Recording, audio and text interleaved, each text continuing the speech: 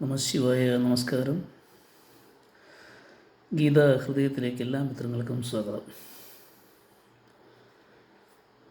സദാശിവസമാരംഭാം ശങ്കരാചാര്യമധ്യമാം അസ്മദാചാര്യപര്യന്താം വന്ദേ ഗുരുപരമ്പര. നാം ഇപ്പോൾ ശ്രദ്ധിച്ചു കൊണ്ടിരിക്കുന്നത് അധ്യായം 4 ജ്ഞാനകർമ്മ സന്യാസയോഗമാണ്. അതിൻ്റെ ശ്ലോകം 7ഉം 8ഉമാണ് നാം കഴിഞ്ഞ ദിവസം ശ്രദ്ധിച്ചത്. അത് കഴിഞ്ഞ് നാം അതിനെപ്പറ്റി സംവദിച്ച് നാം ശങ്കര ഭാഷ്യത്തിലേക്ക് പോയി. ബൃഹദാരണ്യക ഉപനിഷത്തിൽ മഹാൻ പറഞ്ഞ 8ാം ശ്ലോകത്തിൽ 7ാം ശ്ലോകത്തിൽ മഹാൻ പറഞ്ഞ കാര്യങ്ങൾ പറഞ്ഞിട്ടുണ്ടോന്നും ബൃഹദാരണ്യ ഉപനിഷത്തിൻ്റെ ശ്രീമദ് ശങ്കരാചാര്യ തൃപ്പാദരുടെ ശങ്കരഭാഷ്യത്തിനെ പറ്റി പറഞ്ഞു. ശങ്കരഭാഷ്യത്തിനെ ഒരു പൂർവപക്ഷം ഉണ്ടെന്ന് പറഞ്ഞു. അതിനെപ്പറ്റി നമുക്ക് നോക്കാം.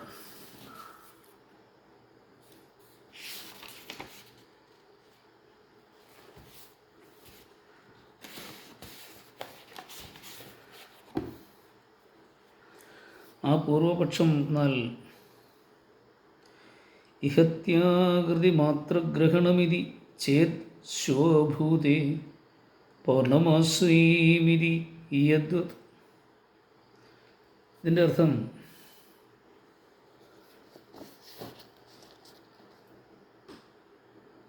ഈ പൂർവപക്ഷത്തിൽ ശ്രീ ശങ്കരാചാര്യ തൃപ്പാദരെ ആചാര്യരെ എതിർത്തുകൊണ്ട് ചോദിക്കുകയാണ്. ഇഹ എന്ന് പറഞ്ഞാൽ ആകൃതി മാത്ര ഗ്രഹണമേ ഉണ്ടാകൂ. എന്തെന്നാൽ ഈ സംസാരം മാത്രമല്ല, മറ്റെല്ലാ കർമ്മകൽപ്പങ്ങളിലെയും സംസാരങ്ങൾ അഥവാ ലോകങ്ങൾ എന്ന് മനസ്സിലാക്കേണ്ടതാണ്. അത് എങ്ങനെയെന്നാൽ പൗർണമാസി യജ്ഞം പുലർന്നാൽ നടത്തണം എന്നത് ഏതെങ്കിലും ചില രാവിലെകൾക്ക് മാത്രമുള്ളതല്ല, എല്ലാ രാവിലെകൾക്കും ബാധകമാണല്ലോ. അതായത് മുക്തിയിൽ നിന്നുള്ള തിരിച്ചുവരവായ പുനരാവൃത്തിയല്ല എന്നത് ഈ കൽപ്പങ്ങളിലേക്കും എന്നേക്കും ബാധകമാകുന്നു. ഇതാണ് പൂർവപക്ഷം. അതിന് ശ്രീമദ് ശങ്കരാചാര്യ തൃപ്പാദർ മറുപടി പറയുന്നത് നമുക്ക് കേൾക്കാം. ആചാര്യൻ പറയുന്നു, ഏറ്റവും ശ്രദ്ധേയം ഇത് പഠിച്ചാൽ അവതാരം എന്നാൽ എന്താണെന്നും അത് എങ്ങനെ വൈദികമായി സ്വീകാര്യമാണെന്നും ബോധ്യമാകും. ആചാര്യപക്ഷത്തിൽ ആചാര്യൻ പറഞ്ഞ കുറച്ച് വരികൾ, അതൊരു 10-12 വരികളുണ്ട്.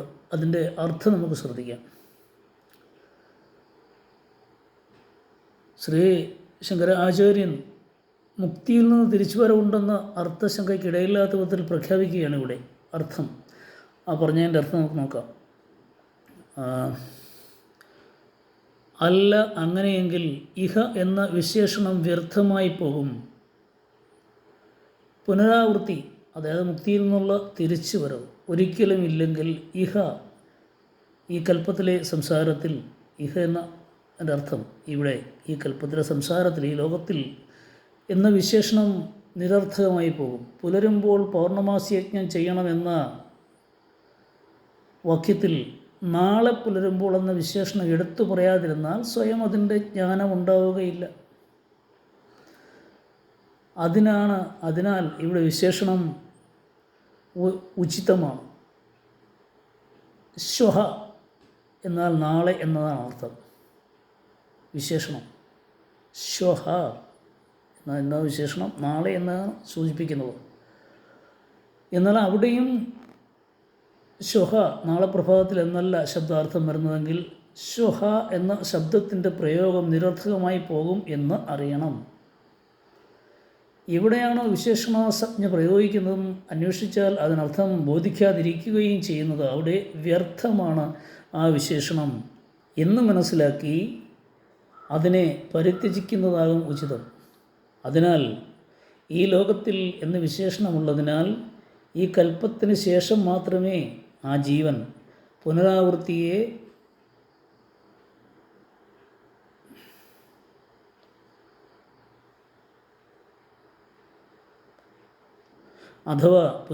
അഥവാ ജന്മത്തെ പ്രാപിക്കുന്നുള്ളൂ എന്ന് സിദ്ധിക്കുന്നു.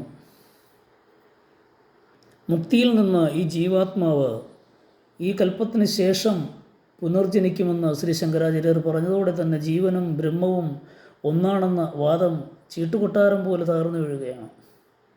മാത്രമല്ല ബ്രഹ്മത്തിൻ്റെ അംശമാണ് അവതാരമെന്ന വാദവും പൊളിഞ്ഞു പോകുന്നു. ഈശ്വരൻ ജനിക്കുകയില്ലെന്ന ഉച്ചൈസ്വരം ഉദ്ഘോഷിക്കുന്ന വേദത്തിൽ വിരുദ്ധമാണ് ഈശ്വരൻ അവതരിക്കുമെന്ന വാദം.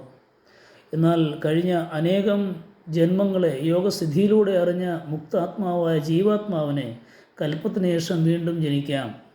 അതാണ് ശ്രീകൃഷ്ണൻ്റെ കാര്യം സൂചിപ്പിച്ചത്. അർജുന, നാം പല ജന്മങ്ങൾ ജനിച്ചു, നിനക്കറിയില്ല, എനിക്കറിയാമെന്ന് ഭഗവാൻ പറഞ്ഞത്. മനസ്സിലായി കാണും എന്ന് വിശ്വസിക്കുന്നു. ഇതിൻ്റെ തുടർച്ചയായി നമുക്ക് അടുത്ത ദിവസം വീണ്ടും ഇതിൻ്റെ ബാക്കി ശങ്കരഭാഷ്യത്തിൻ്റെ